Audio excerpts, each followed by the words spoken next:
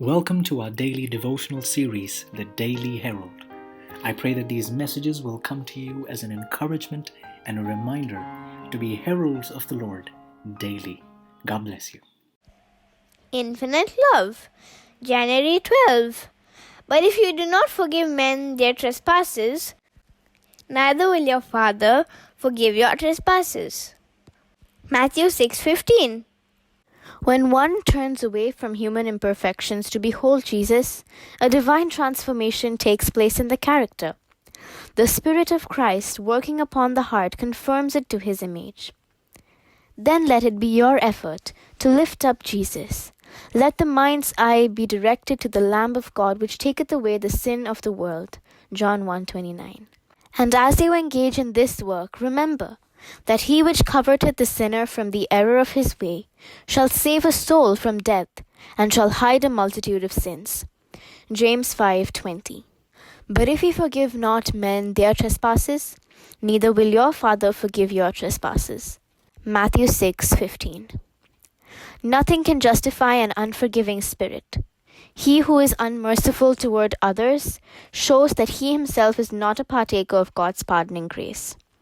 In God's forgiveness, the heart of the erring one is drawn close to the great heart of infinite love. The tide of divine compassion flows into the sinner's soul, and from him to the souls of others. The tenderness and mercy that Christ has revealed in his own precious life will be seen in those who become sharers of his grace.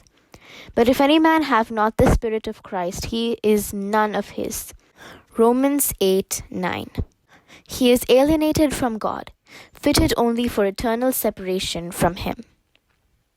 It is true that he may once have received forgiveness, but his unmerciful spirit shows that he now rejects God's pardoning love. He has separated himself from God and is in the same condition as before he was forgiven. He has denied his repentance, and his sins are upon him as if he had not repented. But the great lesson of the parable lies in the contrast between God's compassion and man's hard-heartedness, in the fact that God's forgiving mercy is to be the measure of our own. We are not forgiven because we forgive, but as we forgive. The ground of all forgiveness is found in the unmerited love of God.